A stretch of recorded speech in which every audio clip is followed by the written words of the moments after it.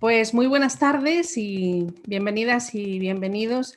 Agradezco enormemente la posibilidad que se me brinda para poder estar aquí acompañándoos en esta mesa redonda de las mareas blancas aquí del Estado español para hablar sobre la situación y el estado de la sanidad pública en toda España y en los diferentes territorios que conforman el Estado.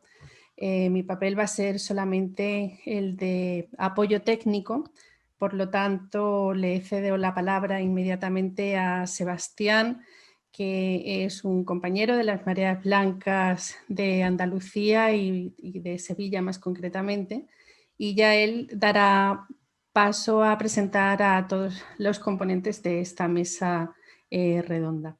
Así que cuando queráis, pues vuestros el trabajo y yo solamente quedo para estar a vuestras órdenes y apoyándoos en lo que sepa y pueda.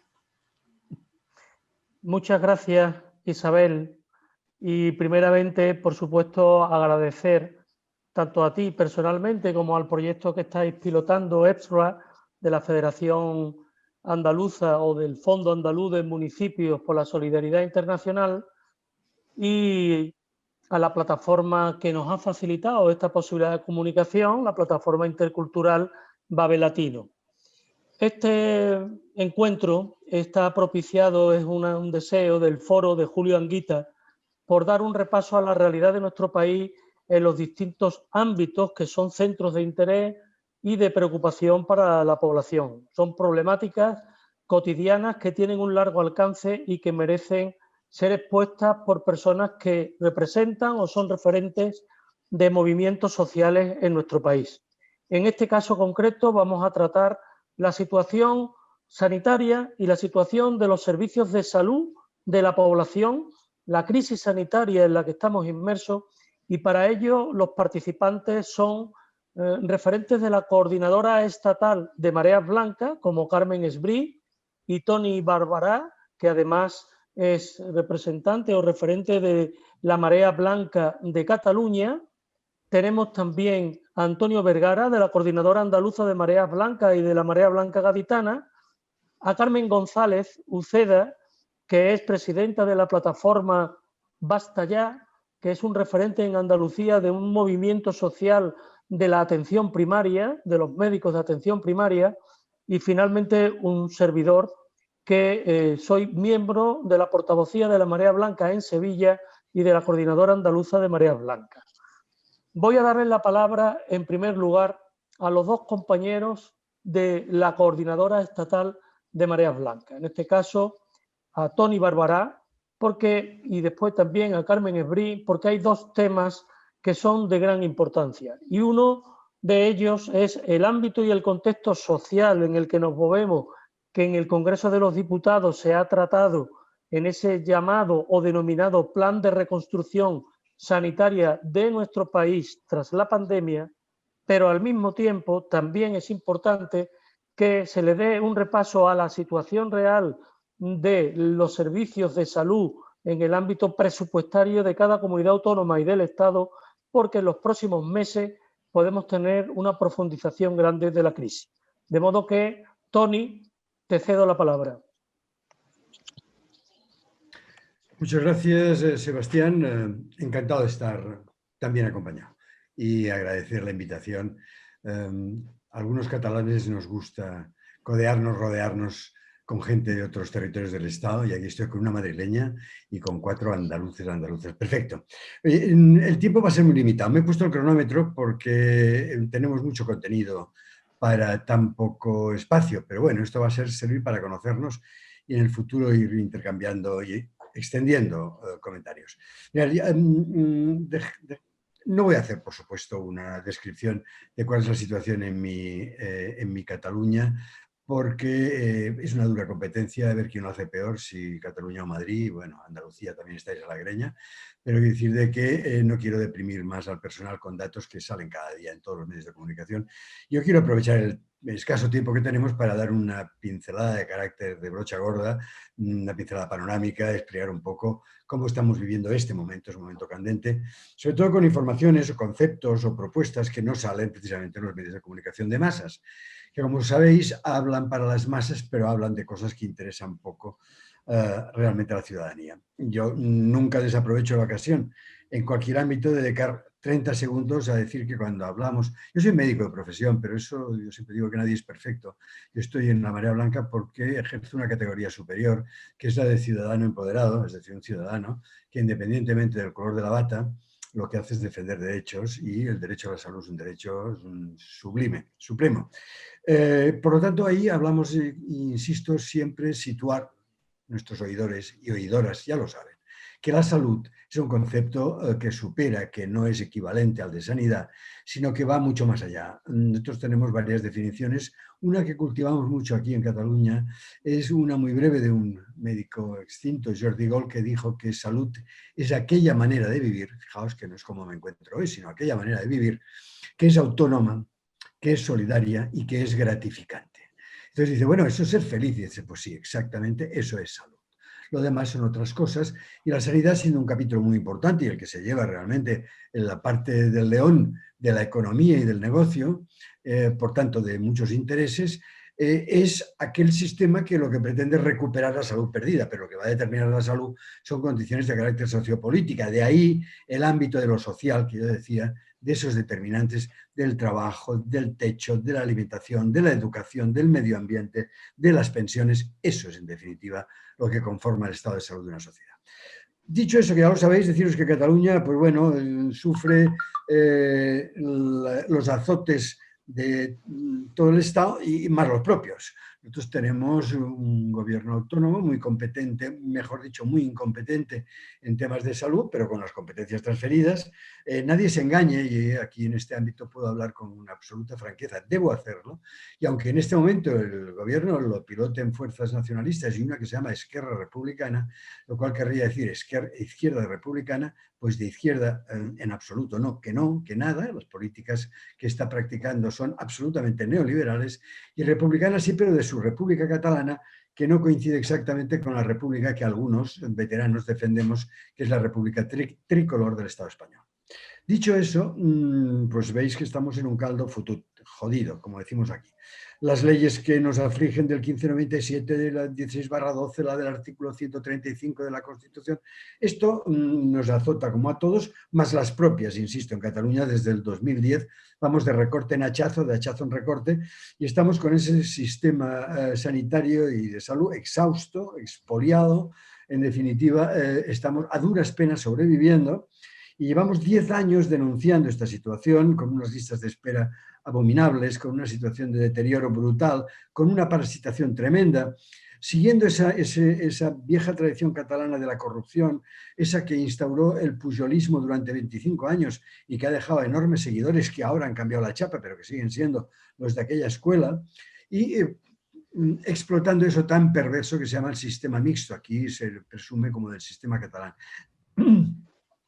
El sistema catalán se entiende por ello, el de ver cómo conseguir que los escasos recursos públicos vayan a parar a los beneficios de las empresas privadas, es ese sistema del que nosotros denostamos y nos avergonzamos. Pero eso va así. Bueno, a pesar de eso, Marea Blanca existe, antes ha existido otras entidades que hemos llevado la lucha y que no hemos callado, ahí estamos, llevamos 10 años, el manifiesto de 38 medidas es el resultado de una feliz entente coordinada, empática y federal con las mareas blancas del resto del Estado. Desde 2016, corrígeme Carmen, estamos trabajando en una coordinadora estatal junto con otras mareas blancas, por supuesto, todas y todos en un estatus de respeto y de aportación, donde realmente es tremendamente importante constatar de que todos tenemos los mismos problemas, los mismos azotes, que sufrimos las mismas estrategias del mercadeo, de la mercantilización, del neoliberalismo en definitiva, y que en definitiva solo la lucha en común y unidos nos puede permitir algún tipo de perspectiva de salvación, que por cierto voy afirmando por delante, que haberla hayla, existe. Cuando se lucha se corre el riesgo de ganar. No tendré el tiempo de explicar batallas ganadas, pero hemos ganado batallas, algunas muy importantes. Hemos derrotado propuestas de ley tan importantes como una de la propia ley Aragonés que pretendía privatizarlo todo. Bueno, en eso llegó la pandemia. De la pandemia puedo deciros poco porque la sufrimos todas y todas nuestras carnes. Ahí decimos que han habido errores y que han habido horrores. Errores ha cometido todo el mundo porque esto vino de nuevo. Nadie sabía exactamente, a pesar, unos con más prepotencia que otros decían que conocían de qué iba, no sabían nada. Algunos han aprendido desde la modestia, otros desde la prepotencia, poniéndose evidentemente en ridículo. Hemos dispuesto de cantidad de protocolos a cual más oportunista para cubrir las propias insuficiencias, de un montón de expertos al servicio de cada maestrillo, de cada gobierno, de cada partido, de cada interés. Y bueno, así la historia nos ha llevado a una situación en la que yo dejo los horrores, solo los horrores en Cataluña, pero además en el resto del Estado han sido sobre todo lo que ha acontecido en las residencias geriátricas. Esto es un genocidio que pasará a la historia de lo lamentable e intolerable. Y luego otra en Cataluña que también compartimos con el resto del Estado, finalmente estamos ahí mismo, es el sufrimiento y las muertes de las personas que trabajan en el ámbito de la sanidad. Digo las personas de todo el equipo sanitario, no solo de los médicos, las médicas, sino también de todo el personal del equipo, incluido el personal de limpieza, los camilleros y las camilleras, porque cuando hacen paguitas de estas de consolación, excluyen a este personal como si esto no se hubiera dejado la piel. Trabajar sin EPI, sin material de protección, tener que salir llorando de las guardias, es algo que nos ha acontecido y que pasará, insisto, a la historia de los horrores. A pesar de eso, en Cataluña, pero también en el Estado, hay los mercados que siguen hablando claramente de la oportunidad de la COVID. La oportunidad es seguir haciendo negocio. Y han seguido haciendo negocio desde la impunidad redoblada y reganada y reutilizada que supone precisamente el hecho de que la excepcionalidad del momento permite, pues eso, olvidar, permite no utilizar los mecanismos de control, los mecanismos de contratación pública y, en definitiva, aquí el chaqueteo, la externalización a dedo, los negocios de los amigos, el abrevadero de amigos ha sido brutal. Yo siempre digo que en Cataluña una muy típica es de que la atención primaria está destrozada. Esta es una de las cosas que nos caracteriza y que se está cargando realmente el sistema. Están en ellos, están cargando el sistema de salud, que empieza evidentemente no por la puerta de entrada, sino por el eje y núcleo del sistema, que es la atención primaria, a la que le encargan continuamente trabajo, la acaban de ahogar, la acaban de expoliar, y curiosamente no la dotan de nada, ni de recursos, ni de personal, mientras encuentran 17 millones para pasárselos a una empresa que se llama Ferrovial, que es una empresa, bueno, de las que se dedica a hacer cualquier tipo de tarea que se lo proponga, aunque no tenga ningún tipo de acreditación ni especificación, y les encarga hacer rastreos que nunca se hicieron, rastreos que en todo el verano se perdió el tiempo, lamentablemente. Esa empresa ha cobrado 17 millones, mientras que a la atención primaria le dieron 4. Los negocios siguen y voy viendo el tiempo y, por tanto, voy apretando. Voy muy rápido, pero es que me interesa solamente señalar el título de las carpetas. No tengo tiempo para entrar en cada una de ellas. Mirad, han habido promesas, dicen que han habido reflexiones. Se abrió la chispa, la carpeta, la opción de oír y comisiones de reconstrucción. Se hablaba de la nueva modernidad. Yo ahí sí que tuve, pues eso, la oportunidad de estar en el Congreso de Diputados de España, allí en la Casa Grande, en esa comisión de reconstrucción. De hecho, habían 35 personas, nos colamos 4 que hablamos de la sanidad pública, el resto eran representantes de lobbies corporativos y de empresas que hablaron exactamente de su libro, pero evidentemente no, y en ningún caso, hablaron mucho de colaboración público-privada, pero no hablaron en absoluto de lo que realmente acontecía. Yo tuve la oportunidad de hacerlo, me quejé de la poca presencia de la ciudadanía, porque quieren oírnos, pero luego resulta que no nos llaman y nos llaman a pocos y creo que nos escuchan, pero no nos atienden. Protesté de que el resto del Estado estaba ausente, que yo intentaba representarlo, pero que realmente era una responsabilidad que me superaba. Hablamos, dijimos, lo tenéis por ahí, si alguien quiere le puedo pasar, el vídeo está grabado. creo que me quedé a gusto, dije lo que tenía que hacer desde el respeto, pero desde el empoderamiento insurgente y educado de decir las cosas como son. Así es que, sin ningún tipo de agresividad verbal, sí que tuve intenté tener la capacidad de dejar respuestas cosas. Las quejas y las condiciones para poder reconstruir y recuperar ese sistema nacional de salud que hemos tenido y que realmente del que estábamos orgullosos, porque era un sistema muy eficiente que con muy pocos recursos era capaz de hacer y de cubrir una sanidad más que aceptable. Vino el tiempo de los gestos y de los aplausos, y en el gobierno pues también se dieron paguitas y se hicieron, mire, eso no es, eso no es, eso no es. Entonces quisimos entrar realmente a denunciar y a hacer propuestas en esas comisiones. También tuve la ocasión, como no, de hablar en el Parlamento de Cataluña, en otra comisión similar. Esta fue más tarde, fue en otoño, donde pude explicar lo que acontecía en el caso del Gobierno de Cataluña, donde, insisto, las prácticas neoliberales han sido vergonzantes. Esperamos que algún día la Fiscalía sea capaz de meterle el diente a todas las brutalidades que están haciendo y siguen haciendo.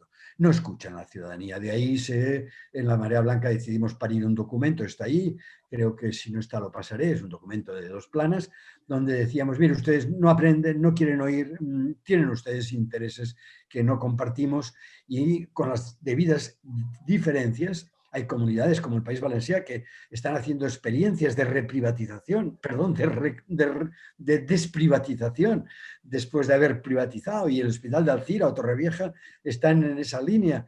Es la luz de esperanza al final del túnel, pero hay otras comunidades donde la brutalidad de lo que se perpetra continuamente es terrible y es tremenda. En Cataluña dije lo mismo, me oyeron educadamente, pero siguen haciendo exactamente lo mismo. Bueno, los movimientos sociales, por tanto, vamos a ver, son imprescindibles. Nosotros no despotricamos, no nos olvidamos de la capacidad representativa democrática de los partidos políticos, de los sindicatos, de los agentes sociales, pero la ciudadanía es también un elemento sine qua non para construir un sistema de salud. Si no se hace así, se están perdiendo realmente la voz no solo de esas personas que queremos participar porque participamos apasionadamente con el objetivo de una sanidad pública. Es que además, y en esto insistimos, en esta renovación del lenguaje, la ciudadanía no somos los clientes, no somos los usuarios solamente, no somos los pacientes solamente, somos los titulares, porque somos quienes estamos financiando el sistema público de salud, porque nosotros pagamos impuestos, los que tienen mucho dinero no, pero nosotros sí. Las corporaciones que ganan millones no cotizan, pero los que trabajan o tienen la suerte de trabajar, y si no, los que compran una barra de pan y pagan el IVA, sí estamos haciendo. Por lo tanto, somos titulares y por lo tanto reclamamos un derecho, que este va a ser un poco el núcleo de donde voy acabando, es que reclamamos el derecho y por lo tanto queremos ejercer, porque los derechos no se piden, el ser codecisorios, cotitulares de las decisiones que se tomen para la reconstrucción de un sistema nacional de salud sine qua non. Si no es así, van a aparecer los sabios, sabias que ya conocemos, que son del propio sistema, que son estos representantes de esa palabra afortunada que yo utilizo últimamente mucho, que se llama el altruismo capitalista, estas sociedades benéficas, estos terceras estadios, estas situaciones de lo social mixto público-privado, la alianza, la amenaza ahora de los PERTES, no sé si Carmen luego va a hablar de ello, brutalidades en definitiva. Somos voz crítica, somos voz empoderada, no vamos a desistir porque no tenemos nada que perder y porque vamos en definitiva a ganar esta batalla. Los más mayores, sin pelo o con pelo muy blanco, decimos que esta batalla ya la ganamos una vez en el tardofranquismo y la ganamos una vez en los primeros tiempos de democracia y la ganamos una vez y nos hicimos con unos servicios públicos que funcionaron y la vamos a ganar las veces que haga falta. No lo verán nuestros ojitos, pero como trabajamos para nuestros nietos y nuestras nietas, esa batalla finalmente, que sepan desde toda la humildad arrogante de tener razón, que tenemos razón y la vamos a ganar. Trabajamos en modo federal, trabajamos en definitiva generando núcleos de alianza. Solo juntas venceremos, acabamos. solo juntas trabajaremos. En Alianza, me preguntaban el otro día, en Cataluña hemos constituido con muchas dificultades, porque ya sabemos que uno de los problemas que tenemos en los movimientos sociales es que cada cual habla de su libro. Y cuando habla de su libro se olvida de que aquí lo que cuenta es la hemeroteca, y la hemeroteca es la suma de todos los libros y de todo el mundo. Tenemos una alianza de movimientos sociales y mareas blancas, y vamos trabajando y vamos prosperando y vamos denunciando y vamos proponiendo. Mirad, cuando se lucha a cabo, a veces se gana. Hoy no es un mal día. Hoy hemos de celebrar, es un día histórico, hoy se aprueba en el Congreso de Diputados la ley de eutanasia. Bueno, pues ya está bien, los que llevábamos unos cuantos decenios luchando por ese derecho humano de poder morir dignamente después de haber vivido dignamente cuando haya sido posible, pero esa última libertad de la ley de eutanasia, recordémosla, hoy es un buen día. Por cierto, mañana es el día del inmigrante. No entendemos la salud si no entendemos la mirada global. Esto no se resuelve en Cataluña, por mucho que hayan unos que dicen que en Cataluña ya estaríamos, no tendríamos ya la pandemia. La tenemos como cualquiera y o más, pero no es un problema de Cataluña, ni siquiera es un problema del Estado, ni siquiera es un problema de Europa, es una pandemia. Pero es que el capitalismo depredador, el neoliberalismo, que es el enemigo fundamental, acérrimo y a muerte de los servicios públicos, está extendido, eso está ahí y solo luchando contra eso podremos ganar. Por lo tanto, somos necesariamente internacionalistas y lo que pasa en Latinoamérica y lo que pasa en la África subsahariana nos afecta porque tiene que ser así. Una receta, los médicos acabamos siempre con una receta. Bueno, pues la receta es de que cuando se lucha a veces se gana, no lo saldremos en los medios de comunicación, pero es cierto, si queréis os lo pasaremos. Y en todo caso, la receta es que aquí no hay fórmulas maravillosas, ni siquiera pastillitas que lo curan todo de la de farmaindustria, y como sabéis, es la gran ganadora de todas estas cosas. Cuando luchas, ganas, porque luchar es salud, porque salud es luchar. Y han sido 17 minutos. Lamento haberme excedido 2 más de los que hubiera querido. Pero ahí queda. Gracias. Si hay alguna pregunta luego, pues encantado de responder. Salud. Carmen. Yo quería añadir a lo que ha comentado Sebastián, que yo pertenezco a la Mesa de Defensa de la Sanidad Pública de Madrid, Marea Blanca. La Marea Blanca, como movimiento social, nació en el año 2012 contra el Real Decreto 16/2012, que venía a plantear la sostenibilidad del sistema sanitario público. Realmente lo que vino es a cambiar el sistema, el modelo, por un sistema que ya no quería que fuera universal y que nos convertía en asegurados en vez de en dueños del sistema, que es por lo que nosotros luchamos. Un sistema sanitario público que pagamos con nuestros impuestos directos y por lo cual incluso las personas no regularizadas tienen derecho a ser atendidas de facto, ¿no? Pero el Partido Popular eso no lo quiso entender porque evidentemente era el gran negocio la sanidad pública y además del gran negocio era la gran estrategia que vienen organizando desde hace montones de años el modelo neoliberal. Un modelo que, como hemos podido ver con toda la realidad, es un modelo totalmente fallido, un modelo que no ha sido capaz de garantizar la salud de todos los ciudadanos y que todavía sigue provocando mucho dolor y mucha muerte. Dice Toni que están fatal en Cataluña. Bueno, yo, en fin, no quiero hacer aquí una apuesta, pero la verdad que el modelo de Madrid es terriblemente perverso, muy perverso, ¿no? En Madrid estamos sufriendo 25 años, creo, de Partido Popular. Y se han metido hasta, en fin, por todas las venas del sistema, lo que ellos pretenden que es mercado y más mercado. Ellos pretenden que la salud es un mercado y que la sanidad es un negocio, ¿no? De hecho, así lo dijeron personas que se anticiparon en todo esto, como Esperanza Aguirre, en fin, todas estas personas tan famosas que tenemos en Madrid, muchos de los cuales han propiciado grandes bolsas de corrupción que se han llevado el dinero público y que además todavía siguen estando por ahí libres y que deberían de estar en otros sitios, ¿no? Entonces, bueno, nosotros consideramos que defendíamos la sanidad pública como patrimonio, pero sobre todo defendíamos el derecho a la salud y a la vida, un derecho humano fundamental para poder entender el mundo, ¿no? Y que ellos no lo entienden, porque seguimos viendo cómo están trasteando con el dinero de todos y cómo lo están utilizando para hacer cosas como, por ejemplo, el Hospital Isabel Zendal. Ayer me decían que una persona, de un familiar de una conocida, le llevaron allí. Supuestamente él se creía que le tenían que llevar allí, pero parece ser que es algo voluntario. Si os cuento lo que está pasando, es verdaderamente patético. Está allí, llegan y solamente hay 8 camas en donde llegan, que es un espacio amplio. Había solo 4 personas, mucho personal, claro, mucho personal, de los 6.000 que se necesitarían, creo que hay 100, y están metiéndolos a machamartillo de manera forzada a las personas que están con unos contratos realmente precarios. Entonces, este señor le atienden allí sin recursos apenas, porque bueno, sí, le pueden poner al final, le tienen que poner oxígeno de este que se puede mover, ¿no? No está terminado el hospital.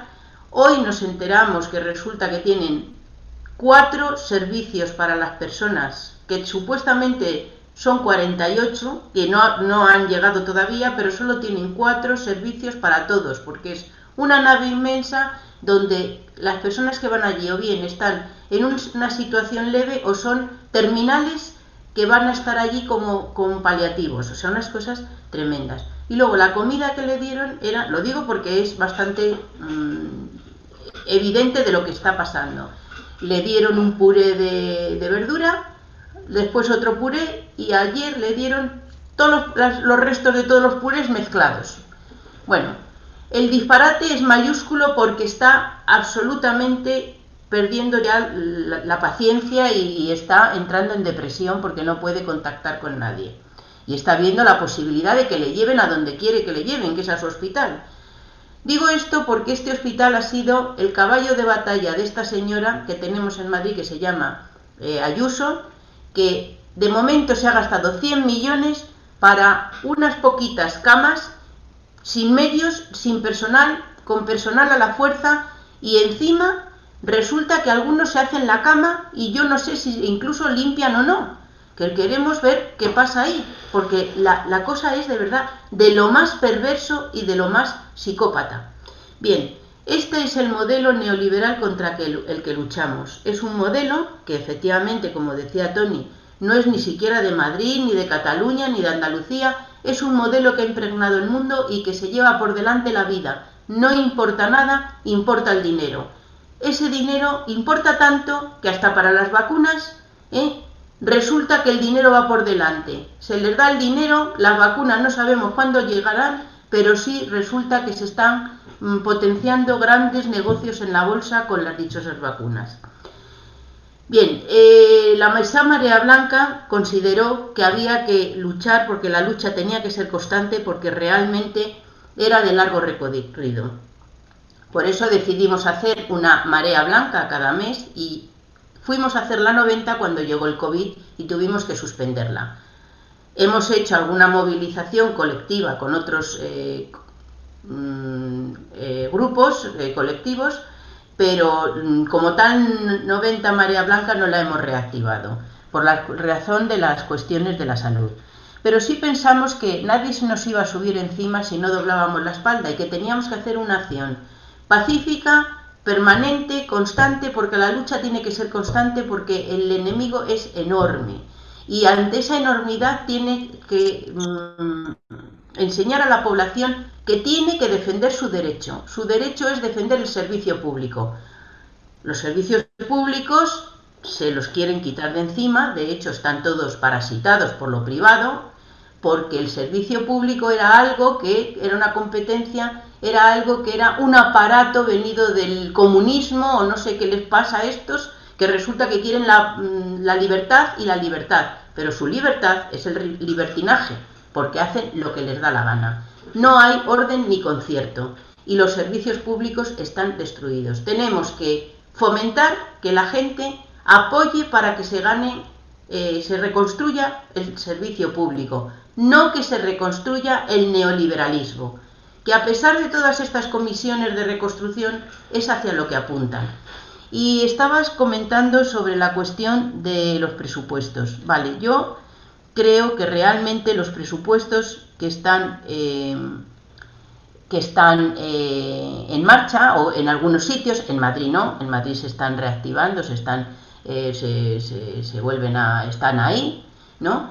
Y además, por cierto, en Madrid es donde menos se dota a la sanidad, y aunque se ha ido aumentando el presupuesto, según dicen ellos, a pesar de todos los recortes, el problema no es que se aumentan los presupuestos, y los digo tanto para los de Madrid como para los de Cataluña, como para los del gobierno central. ¿Dónde va el dinero del aumento? Ese es el gran conflicto. El dinero del aumento no va a ir al servicio público que nosotros demandamos, va a ir a lo público-privado, o a lo privado, en el caso de Madrid, que se lo están regalando a Florentino Pérez, no va a ir a eso. Entonces, no se trata tanto de subir los servicios públicos, los presupuestos sanitarios, sino de controlar qué se hace con esos presupuestos. Porque si el dinero que se va aumentando no va a ir a fortalecer cosas tan necesarias como personal, que aquí no se ha fortalecido, como rastreadores en este caso, que no los hay, como más pruebas, como atención a los no COVID, que se están quedando en el trastero y que no están recibiendo atención sanitaria y se están muriendo sin que sepamos por qué se están muriendo. Si no se hace eso, no sirve de nada que suban el dinero, ni que nos llegue de Europa millones y millones, porque los millones se van a entregar, por lo que estoy viendo y me temo, a farmaindustria, a la brecha digital, que me parece muy bien que estemos en una apertura de miras digitales, pero caramba, si hay gente que se está muriendo en las ciudades, ¿por qué se va a brecha digital? Tendrá que haber unas prioridades que sean lógicas, y así, y suma y sigue. Por tanto, nosotros en su momento hicimos este programa, que lo seguimos haciendo desde los medios que tenemos ahora, por esa lucha constante que creemos que hay que mantener, y decidimos que habría que iniciar la coordinación con otras mareas del Estado, y formamos, como ha dicho bien Tony, la Coordinadora Estatal de Mareas Blancas en el año 2016, y presentamos un documento de 18 medidas en el 2017 a todo el arco parlamentario, y lo discutimos con algunos grupos, la mayoría de ellos. Ese documento es muy fácil de poner en marcha, simplemente tiene que haber voluntad política, porque si uno se hace ese documento poco a poco, se puede empezar a desprivatizar, y en algún sitio lo han intentado y lo están logrando, como es la Comunidad Valenciana, y ese es el camino. No se puede salvar ni vamos a ser capaces de restaurar nada si no empezamos a desprivatizar. Y el camino que están siguiendo todos, y digo todos, hasta los centrales, es seguir privatizando y mezclando lo público-privado. En esa línea que ha comentado Tony de los PERTES, que es otra monería que han inventado, que es para mezclar la caja pública con la caja privada, y por aquí entra, por aquí sale, y no sabemos por dónde va, pero desde luego a los ciudadanos no van a ir. Entonces mi pensamiento es que el neoliberalismo es un fracaso monumental, es inhumano, se está comiendo a la humanidad, pero lo están reconstruyendo, y contra eso solo cabe que nos levantemos entre todos y que hagamos una lucha más fortalecida si cabe, porque esto no se puede seguir permitiendo. Se está muriendo la gente, no solo en las residencias, en todos los lados, y cada vez está más desconcertada. En fin, no me quiero pasar mucho más porque creo que me he pasado ya algo. No sé si después queréis aclarar algunas cosas, porque seguro que me he dejado muchas en el tintero. Bien, gracias, Carmen. Ahora le vamos a dar la palabra a Antonio Vergara, y el tema de las desigualdades en salud es un eje transversal en la lucha de todos los movimientos sociales con la consideración, como había comentado Tony, de que la salud no solo es la ausencia de enfermedad y que hay una serie de determinantes, el empleo, la vivienda, el bienestar en general, ¿no? Es decir, que la lucha por la salud es una lucha global. Antonio tiene una experiencia en Cádiz, todos los años hacen unas jornadas y uno de los temas centrales son las desigualdades en salud. Es miembro de la Coordinadora Andaluza de Mareas Blancas, de la Marea Blanca Gaditana, y por eso el foro de Julio Anguita ha querido que él esté presente en este debate. Antonio. Gracias. Bien, buenas tardes, noches. Hablo como miembro de la Asociación para la Defensa de la Sanidad Pública, tanto de Andalucía como de Cádiz, como de la Marea Blanca Gaditana, y digo miembro y no portavoz porque esta participación no ha sido consensuada, ¿no? Aunque seguro que en la inmensa mayoría de los que componemos estos movimientos comparten todo este contenido porque lo hemos debatido miles de veces. De acuerdo, la breve presentación la titulo Políticas de Salud. Primero decir que para mí, a título personal, es un honor participar en el foro Julio Anguita. Segundo, que mi intención o mi objetivo es resultar pedagógico, es decir, útil, pero no dirigido a personas especialistas en salud pública, sino dirigido a personas que estén interesadas en la salud, pero no tengan suficiente formación. Bien, por eso repaso los conceptos fundamentales, que son bien conocidos para los especialistas, pero que de una forma pedagógica entiendan la argumentación que tenemos para defender la sanidad pública. Yo personalmente no soy un experto en salud pública.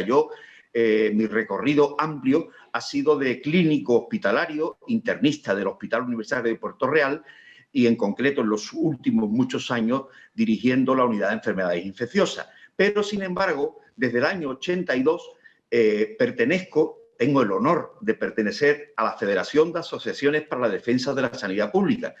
Es decir, una trayectoria larguísima con un contenido permanente de defensa de lo público.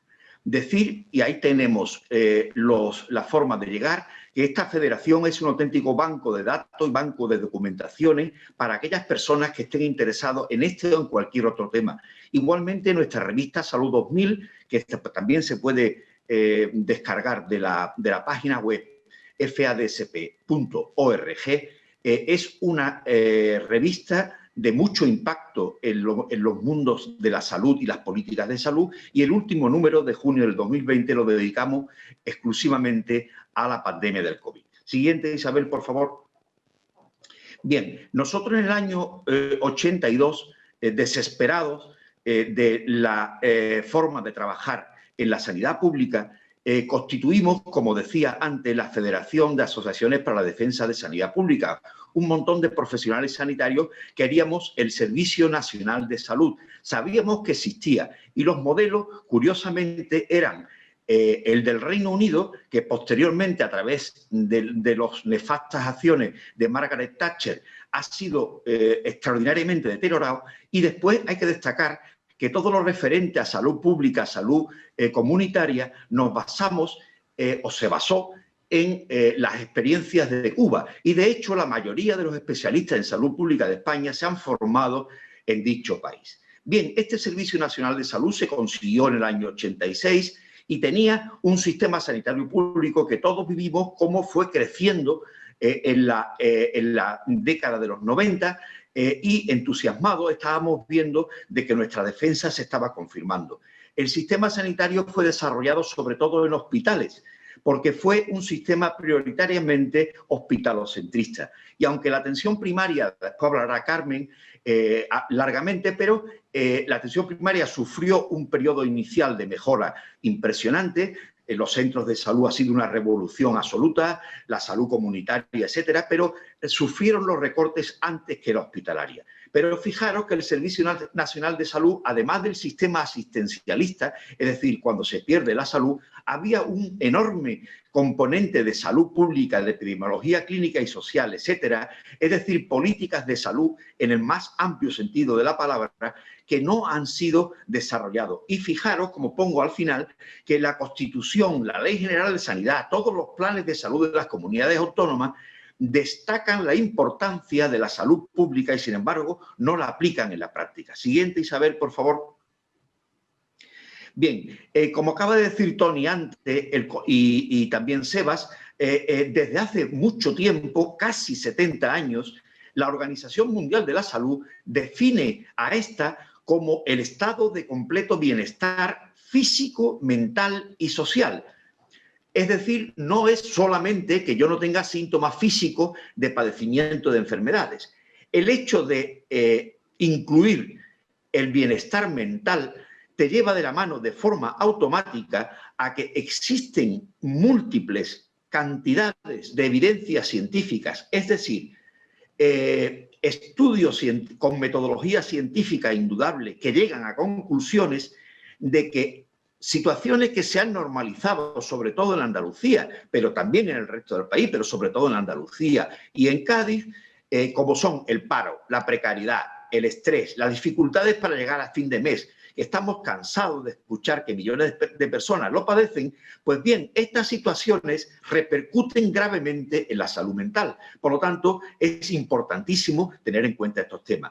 Y el incluir el bienestar social te lleva a los determinantes sociales de la salud fuera del sistema sanitario. Como han comentado antes mis compañeros, el tema de la salud no es solo una cuestión sanitaria, no es solo de los profesionales sanitarios, sino es de un montón de cosas que ahora repasaremos rapidísimamente y, por lo tanto, implican a todas las consejerías, a todos los ministerios. No es un tema exclusivamente del Ministerio de Sanidad. Siguiente, por favor, Isabel.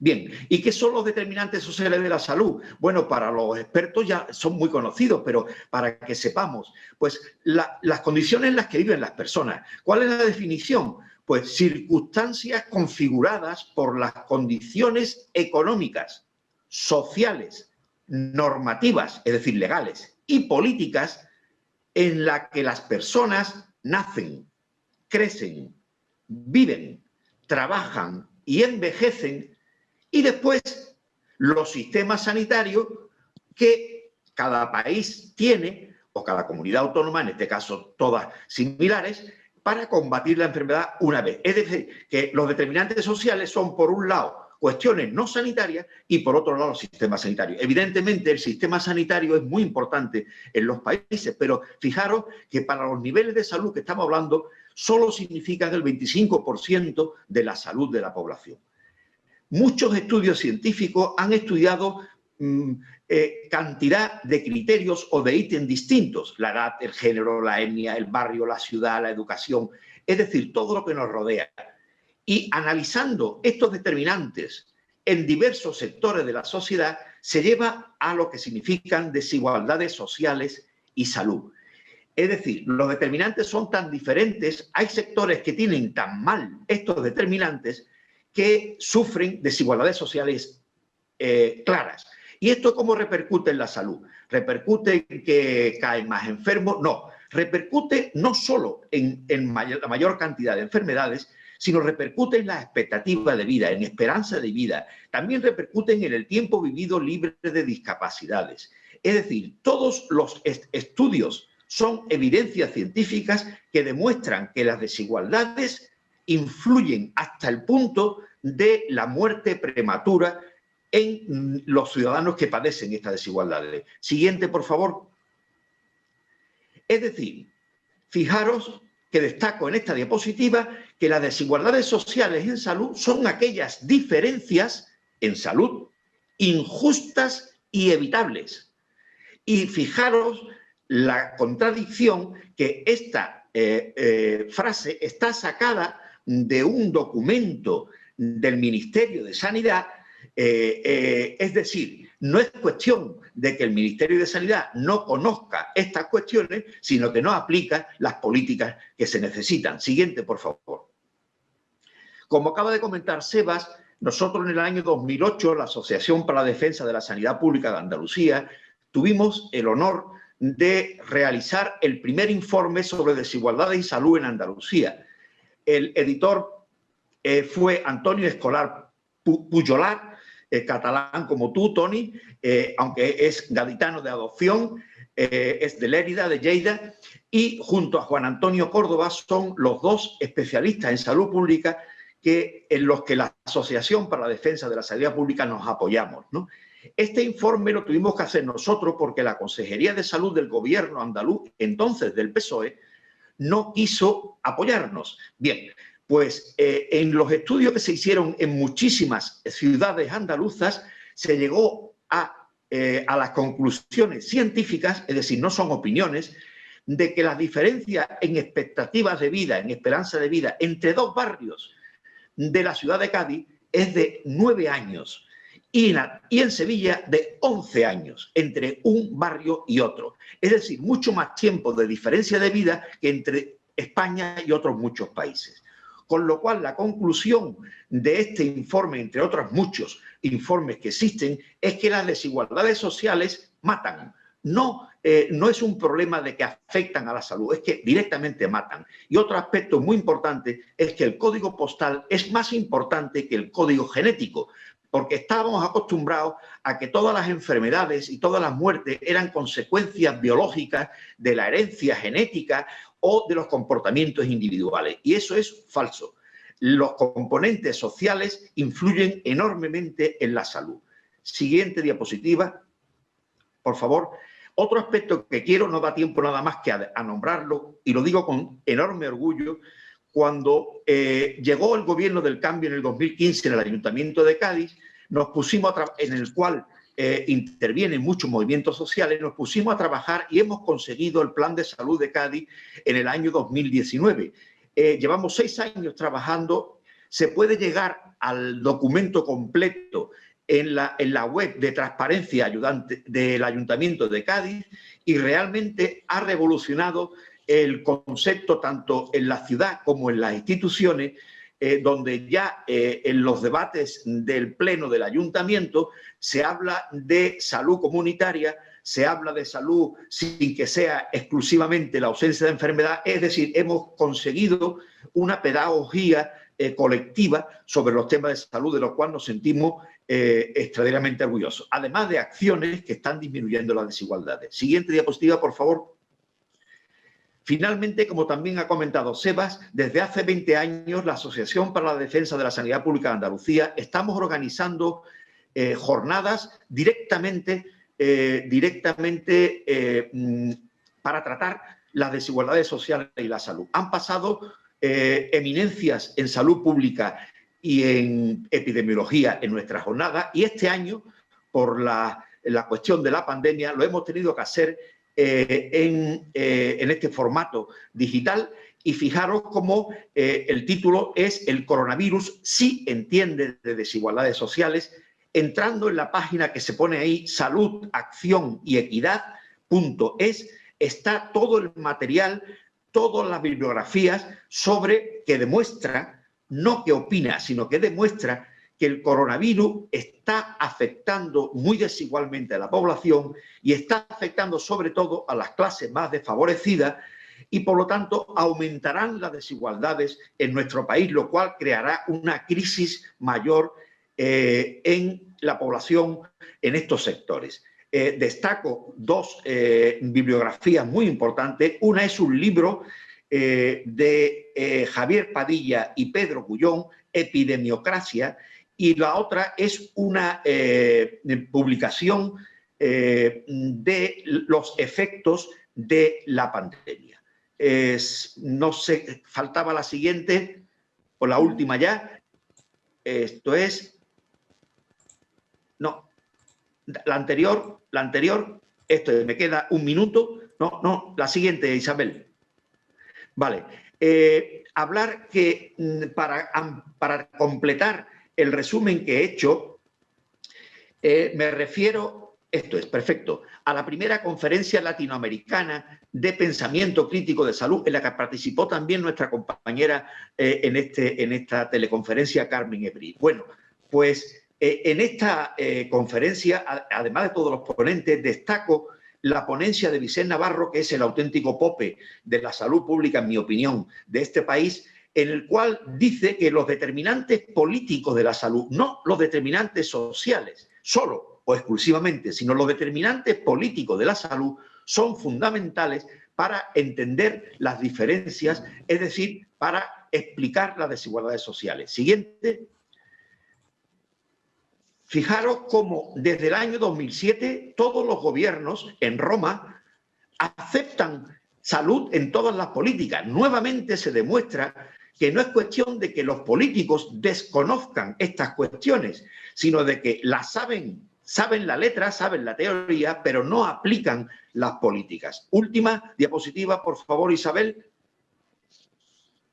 Con todo lo anterior nos lleva a concluir que los diagnósticos están desarrollados, conseguidos, difundidos. Ya está bien de explicar el diagnóstico porque está clarísimo. Ahora lo que es el tiempo de los tratamientos. ¿Y cuáles son los tratamientos? Acciones políticas que tienen que ser universales y equitativas. Muchas gracias y a seguir. Muchas gracias, Antonio. Y felicitaciones porque, si no lo saben los compañeros, Antonio Vergara pues ha sido nombrado por su Ayuntamiento de Cádiz hijo predilecto precisamente por toda esta labor que lleva en defensa de la sanidad pública. Ojalá todos los ayuntamientos tuvieran en su mente valorar los movimientos sociales que están defendiendo los derechos sociales. Ahora le vamos a dar la palabra a Carmen González Uceda, que es una compañera a la que conozco desde hace muchos años. Recordaréis algunos de los que estáis aquí, aquella plataforma de los 10 minutos, fue fundadora junto con otros compañeros de una plataforma sanitaria que exigía 10 minutos por paciente en la atención primaria, que aunque parecía una cosa nominalmente simple, realmente tenía una semilla revolucionaria por lo que suponía de un salto cualitativo en la atención y en el tiempo de dedicación y de comunicación del personal sanitario con los pacientes. Carmen González, además, en el movimiento Basta Ya de defensa de la atención primaria, ha tenido, como ha ocurrido con muchos profesionales, pues digamos la desagradable circunstancia de ver cómo determinados dirigentes sanitarios han querido efectuar, digamos, mecanismos intimidatorios, por no decir otra palabra como la disciplinaria, sencillamente por decir algo tan simple como lo que estamos diciendo aquí de lo que está ocurriendo en la atención primaria. Por eso nosotros, Carmen, desde aquí te damos nuestra más estrecha solidaridad en esa defensa que el Basta Ya y tantos profesionales de la atención primaria están haciendo en defensa del sistema público de salud. Tienen la palabra, Carmen. Bueno, buenas tardes. Para mí es un placer estar aquí, porque aunque vengo como representación de una organización profesional, los médicos, la mayoría de nosotros entendemos que aunque trabajemos para el sistema sanitario público, nuestro trabajo no es para los políticos, los que gobiernan, nuestro trabajo es para la ciudadanía, para nuestros conciudadanos. Nosotros nos sentimos ciudadanos y somos de los que entendemos que, lógicamente, los dueños del sistema son nuestros pacientes, cada uno de nuestros pacientes, ¿no? Entonces, yo creo que la alianza natural es la de los profesionales con la ciudadanía. Nosotros tenemos mucha información y la ciudadanía tiene mucha fuerza y yo creo que deberíamos hacer un tándem que nos llegue a acelerar la resolución de esta situación que tenemos. Voy a compartiros la pantalla, ¿vale? A ver, porque voy a utilizar una presentación. Quiero agradecer a Antonio lo didáctico que ha sido, porque además me ha allanado el camino y voy a poder pasar de soslayo en alguna de las diapositivas. ¿Vale? Yo voy a hablar de la situación primaria, de la atención primaria en Andalucía, pero esto es extrapolable a prácticamente todo el territorio nacional con pocas variantes, ¿no? Esto es la definición de salud, que ya lo ha dicho Antonio, lo paso. Solo resaltar que es lo biológico, lo psicológico y lo social. El ser humano es un sujeto que vive en sociedad, como muy bien ha dicho, y eso es muy relevante. A nosotros en Bastellá nos gusta utilizar esta diapositiva sobre los determinantes en salud. Yo quiero remarcar que esto es el lugar de los servicios sanitarios públicos, ¿vale? Prácticamente influimos como un 10% en los determinantes en salud, y con la diferencia que la atención primaria pues participa e influye en los estilos de vida del individuo y participamos en la comunidad, y eso hace que nuestra labor tenga una repercusión mayor de la que debiera tener, ¿no? Partimos de un modelo que es entonces biopsicosocial, que ve a los pacientes como personas en su integridad, que hay que atenderlos a lo largo de todo su trayecto vital, en el contexto social en que él se halla, pero y por supuesto siempre que atendemos a una persona, pues individualizando y centrándonos en cada uno de esos pacientes, ¿no? Dentro del modelo biopsicosocial, la atención primaria, a mí me gusta siempre es situarnos dónde estamos dentro del sistema sanitario público, es la responsable de dar la asistencia a todos los pacientes, atendemos todos los procesos, salimos de ello el tiempo que el hospital tiene ingresado a un paciente, pero el resto del tiempo todo es nuestro. Somos los más cercanos a los ciudadanos. Tenemos un papel no solo curativo y rehabilitador, sino también en la prevención y la promoción de la salud, esos determinantes de la salud en los cuales de estilo de vida saludable, en los que se puede influir. Atendemos a lo largo de toda la vida y, algo muy importante, trabajamos en equipos interdisciplinares, médicos, enfermeros, trabajadores sociales y todo el resto de personal que nos apoya, ¿no? En definitiva, somos los que acompañamos, aliviamos, curamos, enseñamos, orientamos, ¿vale?, en todos los procesos de salud y de enfermedad, y a cada individuo en el contexto de su familia y en el contexto de la comunidad. Y eso para nosotros es muy importante, porque en el actual sistema sanitario público nos estamos quedando en la atención a la enfermedad y en el individuo, olvidando que la promoción de la salud o los contextos en los que viven individuos de familia y de comunidad son sumamente relevantes y nos están coartando con la manera en la que nos hacen trabajar, hacer todo ese trabajo que es sumamente importante, ¿no? La atención primaria ha demostrado que reduce el número de enfermedades, reduce la mortalidad, reduce la desigualdad y mejora la calidad de los servicios. Luego, invertir en la atención primaria es invertir en vida y es invertir en igualdad.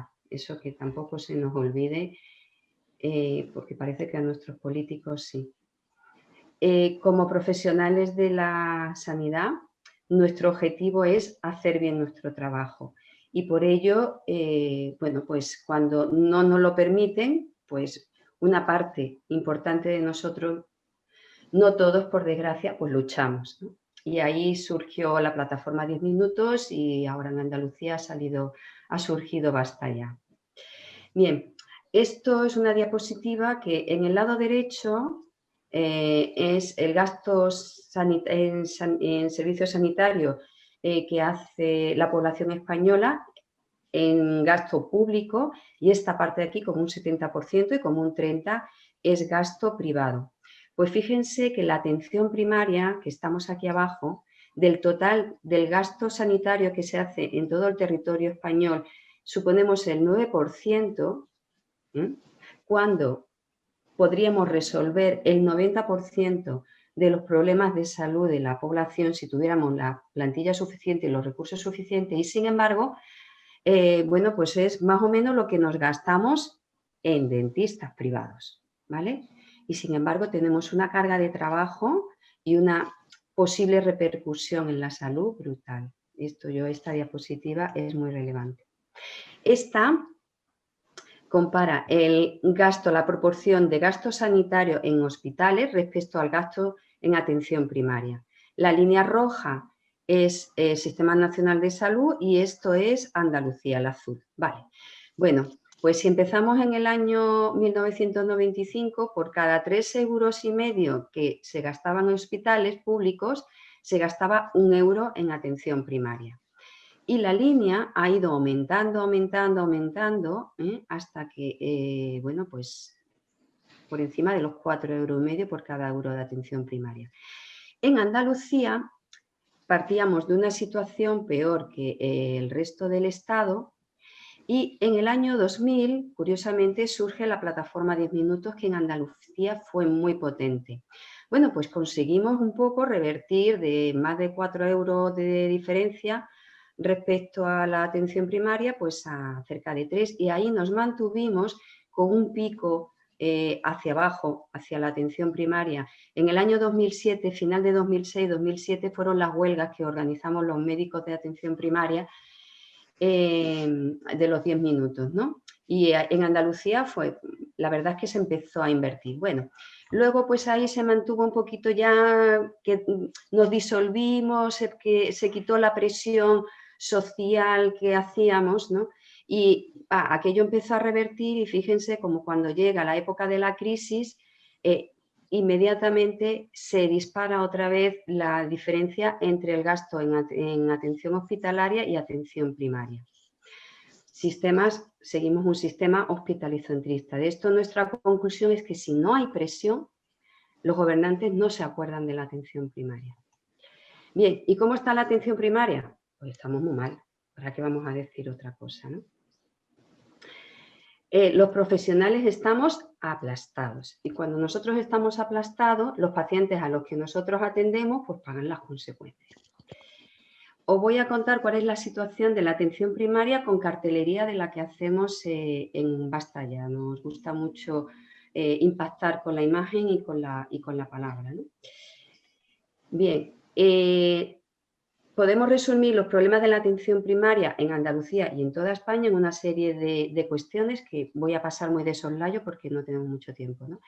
La falta de seguridad de los profesionales, muy evidente ahora en la COVID, la insuficiencia de recursos tecnológicos y de todo tipo, la masificación de las consultas, la atención primaria llena de burocracia, la falta de reconocimiento de los profesionales, la falta de liderazgo en los equipos, que nos han cargado además en la pandemia con las labores de la salud pública y la consulta telefónica, ya para qué vamos a hablar. Bien, sobre la falta de seguridad de los profesionales, pues todos sabemos que hemos trabajado enfrentándonos a la COVID sin medios de protección, pero el problema es que ahora que supuestamente los gobiernos o Andalucía tienen reserva de EPIs y medios de protección, pues no nos llegan lo suficiente a los centros de salud. Y bueno, pues esto está poniendo en peligro nuestra vida y además la de los pacientes a los que atendemos. Y además, aunque se supone que tiene que haber un circuito COVID diferenciado de un circuito no COVID en los centros de salud para atender a los pacientes con seguridad, o sea que hay un filtro que te pregunta por síntomas a la entrada y si tienes síntomas compatibles te deriva a una zona donde los profesionales no te mezclas con el resto de los pacientes y los profesionales trabajamos con EPI, pues eso no ocurre así en muchos de los centros de salud y esos circuitos y esos filtros no existen o no funcionan bien, con lo cual estamos constantemente en riesgo. Pero es que la seguridad nuestra supone la seguridad de los pacientes. Si nosotros enfermamos, nos contagiamos y nos cuarentenan y nos quitan de la circulación, pues un montón de pacientes, 1.000 y pico pacientes o 2.000 pacientes que se quedan sin su médico o su enfermero que les pueda atender durante este trayecto en la pandemia. Y curiosamente es que ni siquiera los profesionales, con todo lo que nos está cayendo, son capaces los gobiernos de reconocernos que somos una profesión de riesgo. Y no tenemos los beneficios que cualquier otro profesional de riesgo, o un bombero, pueda tener. Cualquier funcionario se jubila con 60 años, menos los sanitarios. Que encima los 60 años es una edad de riesgo pues, para todo este tipo de situaciones de riesgo biológico. Las pruebas diagnósticas, la atención primaria seguimos siendo profesionales de segunda. Las pruebas diagnósticas, la gran tecnología está reservada al hospital, no podemos pedir un TAC, una resonancia, no podemos pedir un montón de cosas, de manera que nosotros nos siguen considerando como un nivel asistencial que no tiene acceso a muchos diagnósticos. Si no hay acceso al diagnóstico, no hay acceso al tratamiento, lo cual te abre la puerta al alivio o la curación. Y bueno, y a los pacientes se les retrasa un montón muchos diagnósticos y tratamientos. Aquí todos pagamos el pato de que sean solo los hospitales los que tienen acceso a muchas pruebas diagnósticas. La consulta telefónica. Esto, de verdad que hoy me decía una paciente: Carmen, ¿cómo lleváis vosotros lo de la consulta telefónica? Porque para nosotros es horroroso. Y yo le contesté, pues ¿sabes lo que te digo? Que para mí es horroroso. Tal cual. Nos han convertido en la puerta de entrada del sistema sanitario público al médico de atención primaria. Somos más accesibles que enfermería o que los propios servicios de atención al ciudadano de los centros de salud. Y ya no digamos que los hospitales. Todo entra por nuestro teléfono, todo. Es espantoso y estamos saturados y no nos da tiempo a atender lo que tiene que atender, y que son el trabajo médico, ¿no? Y necesitamos un filtro, estamos gritándolo a voces para que la consulta telefónica sea lo que tiene que ser y no un sustituto de la consulta presencial y no el acceso a todo el sistema sanitario público. Y ahí estamos, y no hay manera de que lo solucione. Bien, ¿para qué vamos a hablar del tiempo por paciente? Es que empezamos con la plataforma 10 minutos en el año 2000 y estamos en el 2020 y todavía estamos pidiendo tiempo por paciente, ¿no? Y bueno, curiosamente son nuestros compañeros, la mayoría médicos, directores de los centros de salud, los que nos gobiernan las agendas y los que nos ponen esas agendas, ¿no? No voy a hablar del tema porque es impensable hacer un acto médico ni en 5 ni en 6 minutos, ni la mayoría de las veces ni en 10, ¿no?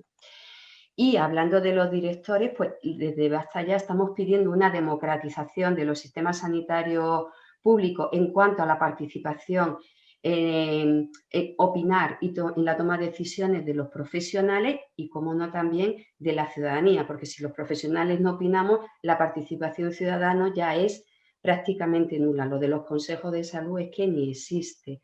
No hay forma de que el ciudadano pueda participar de forma ordenada, organizada y coordinada en los sistemas de salud. Necesitamos plantilla. Esto es que no sabemos ya ni cómo lo vamos a decir. Y no hacen lo que tienen que hacer para conseguir plantilla suficiente. Y la hay, profesionales formados hay. Esto es el tema de la salud pública. Bueno, este verano en Andalucía, en vez de contratar rastreadores, pues por ejemplo se contrataron 3.000 vigilantes para las playas. A ver, que el turismo está muy bien, pero si no hay salud, no hay economía, no hay riqueza. Y en esto estamos, ¿no? Pero ha pasado en casi todos los servicios de salud, cuando la Organización Mundial de la Salud estaba diciendo que era prioritario, una vez terminados los confinamientos, organizar el tema de la salud pública y que tuviéramos rastreador, y así la atención primaria poder hacer lo que tenemos que hacer, que es diagnosticar los casos y aislarlos, pero estudiar los contactos, rastrear y seguir a personas sanas, eso no es nuestro, es de la salud pública. Bueno, pues ahí, ¿no? Y una fragmentación del sistema. En Andalucía está habiendo una preponderancia de la enfermería, que tampoco consigue ponerse en el sitio que le corresponde, en detrimento, por ejemplo, de los médicos, y cada uno tiene su labor, porque estos son equipos y tenemos que trabajar de forma coordinada. Tampoco hay transparencia por parte de los que nos gobierna. Estábamos desbordados saliendo en todos los medios de la comunicación, los profesionales, los pacientes diciéndolo a gritos, y salen miembros del gobierno diciendo que no hay colapso en la atención primaria. Es que es alucinante. Otros no, otros han sido sinceros, ¿no? Y así es como estamos en la atención primaria de salud. Bueno, pues cada vez nos echan más cosas incluso que no son nuestras, que son de hospitales y que son de salud pública, y es que no podemos más, y con la pandemia es que no podemos más. Cuando nos metemos en la atención primaria los profesionales a trabajar en esto, pues ya sabíamos que estábamos iniciando la reforma, que el camino no iba a ser fácil, pero la verdad es que nadie nos dijo lo que nos esperaba, ¿eh? Y bueno, pues en eso estamos. En Andalucía, por ejemplo, tampoco tenemos plantillas estables ni se están haciendo los esfuerzos suficientes para tener las plantillas bien dimensionadas, ¿no? Hay comunidades que estaban haciendo mejores contratos y, por ejemplo, ahora Asturias está haciendo contratos de 1 año renovables hasta 3. Y en Málaga, mientras esto estaba ocurriendo, pues contratos de poco más de 2 o 3 meses y ahora durante la pandemia de 1 o 2 meses de refuerzo COVID, incluso cubriendo plazas de interinidades, ahora están haciendo contratos solo de 6 meses. Así no conseguiremos atraer profesionales a la sanidad pública, que es donde ahora realmente hace falta, que estamos llevando el peso de la pandemia. Muchos profesionales no estamos pensando en renunciar porque esto realmente no se parece a la medicina ni de lo que esperábamos en la atención primaria. Y bueno, es que estamos viendo que por más que trabajamos, por más horas que le echamos, no llegamos ni a lo COVID ni a lo no COVID. ¿Y cómo está la atención primaria? Muy mal. ¿Y cómo estamos todos? Ciudadanos y profesionales enfadados. Y bueno, que la atención primaria, hace poco la comparábamos aquí en Málaga con la estructura del barco, y el barco, el sistema sanitario público, pues está lleno de vías y entra el agua por todos lados, y si no se reestructura la atención primaria y se invierte lo que se tiene que invertir, se hunde.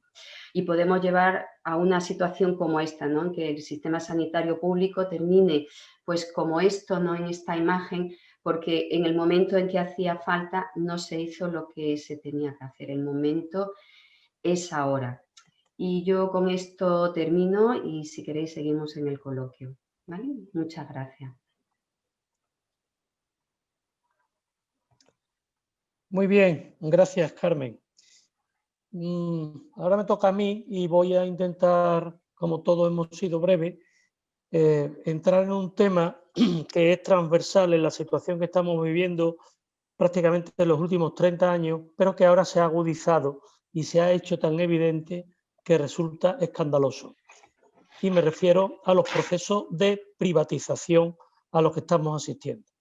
Imaginaros que estamos leyendo la prensa y, Isabel, ponme la diapositiva 7. Y de pronto, al abrirlo, en Andalucía, ves la siguiente noticia. Hay un informe que hace Cáritas a través de un organismo que se llama FOESA y que habla sobre la exclusión y el desarrollo social en Andalucía. Y fijaros el dato, fijaros, el gasto de las familias en sanidad privada ha crecido en Andalucía un 40% en el periodo 2007-2017. El crecimiento medio en el Estado ha sido un 19%. Seguimos y vemos la diapositiva 11. Y resulta que vemos que aquí hay todo esto, ojo, antes de la pandemia. Se hace un estudio comparativo de la proporción entre el gasto sanitario privado con respecto al gasto sanitario total y España está la tercera por encima del 30% en Europa. Es decir, estamos en una situación de privatización o digamos de poderío del sistema sanitario privado, pues prácticamente de los primeros de Europa, superior al 30%. Y ya para terminar vamos a ver la diapositiva 6. Y vemos una curva ascendente vertiginosamente que no es otra que la evolución del sector de los seguros privados de salud. Bien, estas 3 fotos marcan una realidad evidente, y estoy hablando de hace menos de un año, de lo que en España ha venido ocurriendo. ¿Y esto por qué ha venido ocurriendo? Pues de una manera muy rápida, no voy a poner las diapositivas para no enlentecer demasiado esto, es lo siguiente. En primer lugar, tenemos, como todos recordaréis, que en 1986 se aprueba la Ley General de Sanidad. Esta ley era una conquista social porque pasábamos de un modo de seguridad social, pagos por cotizaciones, que dejaba o excluía a cientos de miles de personas que no eran cotizantes, los famosos padrones de beneficencia, sin derecho a la asistencia sanitaria pública. Y pasamos a una asistencia universal y gratuita. Bueno, pues esto que fue en el año 86, pues al muy poco tiempo, prácticamente sin respirar, pues aparece lo que se llama en el año 91 el informe Abril-Martorell. Este informe se lo encarga el gobierno de España, presidido por Felipe González, al vicepresidente Abril-Martorell, que fue de Asuntos Económicos con Suárez, para hacer un estudio de la situación sanitaria, diciendo que ya estaba el modelo agotado. Curiosamente, en el año 90, en Andalucía, siendo Griñán consejero de Sanidad, hizo un documento que se llama Recursos Sanitarios en Andalucía, donde también decía que era muy importante impulsar la asistencia sanitaria privada porque la pública no era sostenible para atender toda la demanda que había. Estamos en el 91. A partir de ahí aparece luego en el 97, como muchos recordaréis, una ley, la famosa ley 15/1997, que con un simple párrafo de 5 renglones viene a decir que el sistema sanitario público puede utilizar aquellos mecanismos privados para su gestión sanitaria. A partir de aquí se da vía libre, porque es verdad que la Ley General de Sanidad en el año 90, en el artículo 90, pone que se podía recurrir a sistemas privados, pero previamente había que intentar optimizar los propios recursos públicos. Con la Ley 1597 se obvia esto y entramos en un proceso de incremento tremendo. Claro, fijaros que ya el informe Abril-Martorell, que aparentemente había quedado sobre la mesa, decía que había que establecer un copago sanitario. Cuando la gente fuera al médico en el centro de salud o a un hospital, tenían que pagar una cantidad, incluso ponía que los pensionistas deberían de pagar el 40% de los medicamentos. Estamos en la época del año 91, año 97 y al mismo tiempo, si se estudian en todas las grandes ciudades, hay una auténtica escalada de conciertos, contratos, consorcios, externalizaciones, privatizaciones y diferentes fórmulas que han permitido que el sector privado pues vaya progresivamente asumiendo más parcelas en la gestión y la provisión de servicios asistenciales en los diferentes servicios de salud en las comunidades autónomas. Esa situación, arrancamos del año 97, entramos en el año 2000, sigue subiendo y entramos en la crisis 2007-2008 y encontramos, lo digo porque el que lo quiera encontrar, en la revista Acta Sanitaria, fecha 26 de septiembre de 2012, se publica algo tan importante como desapercibido que pasó, y es que la Unión Europea, concretamente el Banco Central Europeo, exige al Gobierno de España, en el diálogo o negociación con el tema de la prima de riesgo y el posible rescate bancario, le exige que tiene que apoyar el sector privado sanitario. Y ahí es donde entramos en esa diapositiva que hemos visto, que ya nos va situando el tercero, los primeros, entre los 3 primeros países de Europa en gasto sanitario privado. Ese incremento que va subiendo, no pensemos que es solo una cosa que ha ido surgiendo, digamos, unilateralmente, sino que ha habido una connivencia de múltiples, digamos, ámbitos. En primer lugar, el propio ámbito privado da un salto cualitativo y establece un mecanismo. La diapositiva la puedes quitar, Isabel. Establece un mecanismo de confluencia, de coordinación, como una plataforma que es realmente una fundación, que se llama la Fundación IDIS, Instituto para el Desarrollo de la Integración de la Sanidad, donde se agrupan todas las aseguradoras privadas. DKV, HM Hospitales, Mafre, Quirón Salud, Vita, Sisa, Sanita, Aderla, Farmaindustria, Rivera Salud, ASA, Hospitales Católicos, Catalana de Occidente, con el amparo del Banco de Santander, del Banco Bilbao Vizcaya y de CaixaBank. Ese es el lobby que ha venido actuando en los últimos años y que también ha logrado meterse en la Comisión de Reconstrucción de la Sanidad que se aprobó en el Congreso. A partir de ahí, y antes, se establecen 3 o 4 procesos simultáneos. En primer lugar, tenemos los funcionarios, y que tienen cada uno sus mutuas. Sabéis que está la MUFACE para los funcionarios de la Administración Civil del Estado, ISFAS para las Fuerzas Armadas y el MUGEJU, que es la Mutualidad General de la Judicial, que abarcan esos 3 ámbitos, que son más de 2 millones de personas, de las cuales el 85%, como pueden escoger cada año entre asistencia sanitaria privada o asistencia sanitaria pública, más del 85% escogen asistencia sanitaria privada. Luego resulta que hay colegios profesionales, podéis preguntar, colegios profesionales de abogados, de arquitectos, bastantes colegios profesionales que en la cuota profesional incluyen un seguro privado de salud.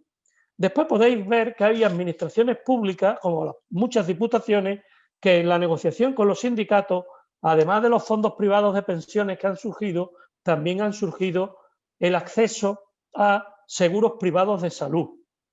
Y así sucesivamente. Es decir, que es que ha habido negociaciones de grandes empresas donde al final, como una concesión, la empresa le dice vamos a incluir, digamos, como una consecución, como una conquista, que tengáis un seguro privado de salud. Pero es que ahí no acaba la cosa. Es que se inventan, no sé si lo sabéis, una cosa que se llama el plan PISE, que se llama Programa de Incentivos a la Sanidad Eficiente. Fijaros mentalmente en qué consiste el tema. Si yo soy sanidad privada y aumento mi cartera de seguros privados, le estoy quitando gasto a la sanidad pública. Por lo tanto, no está mal que la hacienda pública desgrave de impuestos a las personas que tengan un seguro privado.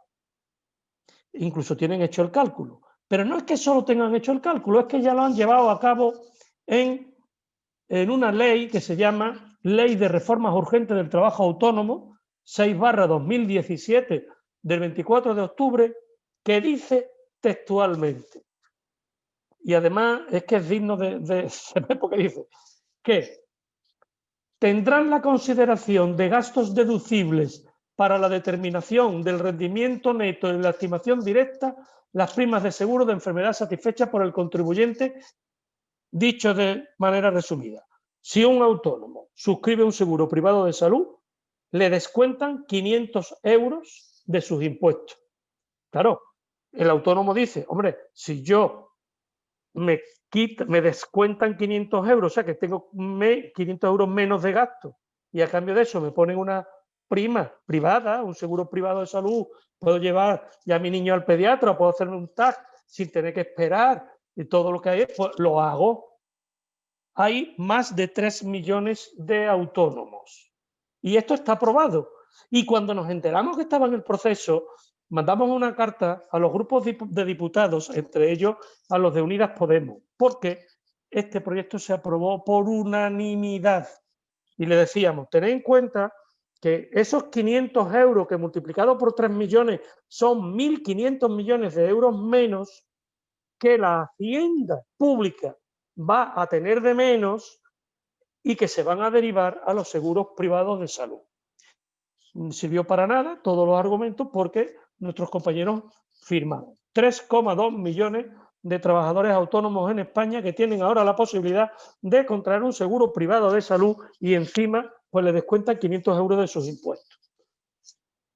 Y ya voy a decir cuál es la tarta más gorda, que es la que está por venir dentro de la estrategia que está siguiendo ese lobby en connivencia, primero con el PP, con el PSOE, y ahora pues en el plan de reconstrucción de la sanidad vamos a ver en qué consiste. Porque fijaros, esta gente, el grupo IDI, han hecho un estudio sobre qué ocurre con las personas que tienen más de 65 años que están hospitalizadas.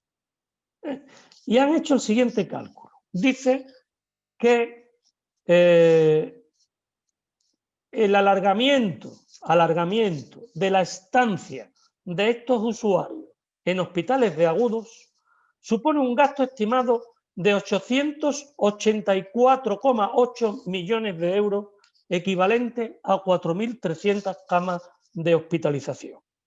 O sea, esto, lo mismo que le están diciendo cómo puede conseguir abaratar costes si hacen primas de seguro privado, ahora le están diciendo, mire usted, aquí hay ancianos que tienen fracturas de cadera, que tienen procesos de demencia, que tienen enfermedades crónicas cardiovasculares, que tienen un montón de problemas que resulta que en el estudio que hemos hecho, por supuesto gerencial, la estancia que está en el hospital es mayor de la aconsejable.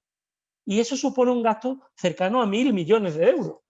Si nosotros montamos un hospital, y esto se llama cuidados intermedios, si nosotros montamos un hospital de cuidados intermedios, el cálculo es muy sencillo, 4.300 camas de hospital son 20 hospitales a 200 camas, solo para atender esto, pero la privada multiplica por 2 porque sabe que su oferta es un señuelo para muchísimas personas más. O sea, lo que vamos a tener y estamos teniendo ya es un espacio que se llama cuidados intermedios, que con el señuelo de abaratar el coste hospitalario que provocan las personas mayores por un presunto alargamiento de su hospitalización, abaratando eso, los seguros privados pueden hacer esa asistencia de ese anciano mucho más barata, como ya lo sabemos, menos personal médico, personal auxiliar y personal en precario, es decir, abaratando todos los costes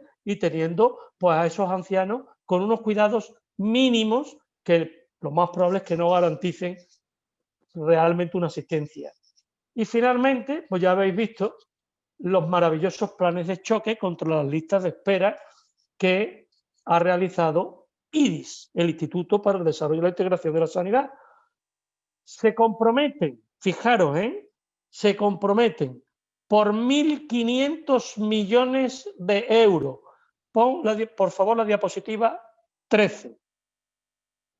Por 1.500 millones de euros, la sanidad privada, el IRIS, se compromete a limpiar todas las listas de espera quirúrgica de España.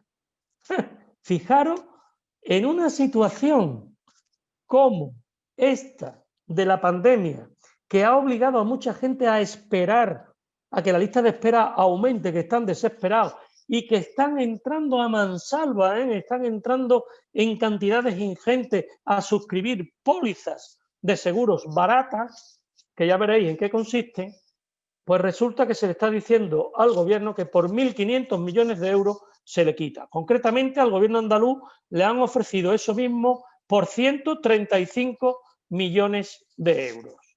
Luego, entonces, lo que nos encontramos después, ya puedes quitar la diapositiva, Isabel, gracias. Lo que nos encontramos después de la pandemia es un aumento increíble de las listas de espera y una ingente cantidad de recursos de la sanidad privada esperando recoger el resultante de la falta de asistencia durante prácticamente un año que va a tener la gente y que se ha traducido en un incremento masivo de las listas de espera, que habéis visto la gran contradicción, que concretamente en Madrid creo que han desaparecido, no sé si han sido 14.000 personas de las listas de espera, o sea que ha disminuido, y claro, ha disminuido porque es que han suscrito una póliza privada y esa operación de catarata o esa resonancia o esa operación osteoarticular se la han hecho en la iniciativa privada y ha disminuido la lista de espera. Nos encontramos en un proceso en el cual la clave está en ese plan de reconstrucción y las mareas blancas de toda España, con los movimientos sociales de toda España, de todas las comunidades autónomas, tenemos que tener claro que ese proceso de reconstrucción o sirve para un reforzamiento de los servicios sanitarios públicos, de la atención primaria, para utilizar las camas hospitalarias, los quirófanos incrementados para aliviar las listas de espera, o, por consecuencia, va a suponer un incremento que llegará, y os doy la cifra ahora, a 20 millones de personas con seguros privados. Ahora mismo lo que hay son 11 millones y medio de personas que tienen seguros privados. Después de este proceso podemos llegar o pueden llegar a tener 20 millones. Con 20 millones de personas los seguros privados se convierten en el sector hegemónico de la asistencia sanitaria y son los que pueden imponer las estrategias que en el futuro se puedan llevar a cabo. Y con eso termino, es decir, con un llamamiento a que esta realidad, que con algunas diapositivas tenía muchas más, pero no la he querido poner, pues nosotros tenemos que revertir la situación. La situación que viene encima es un deterioro mayor de la asistencia sanitaria pública. Y la lucha que tenemos por delante es defender los servicios públicos. He terminado.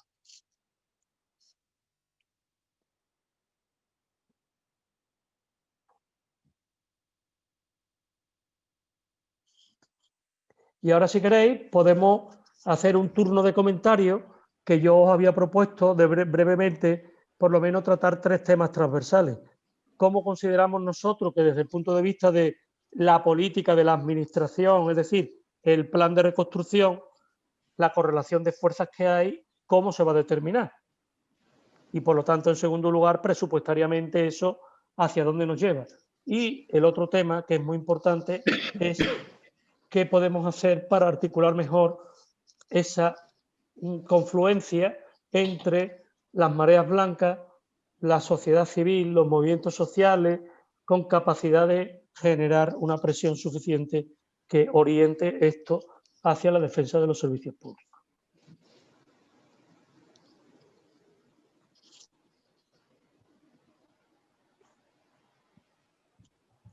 Toni.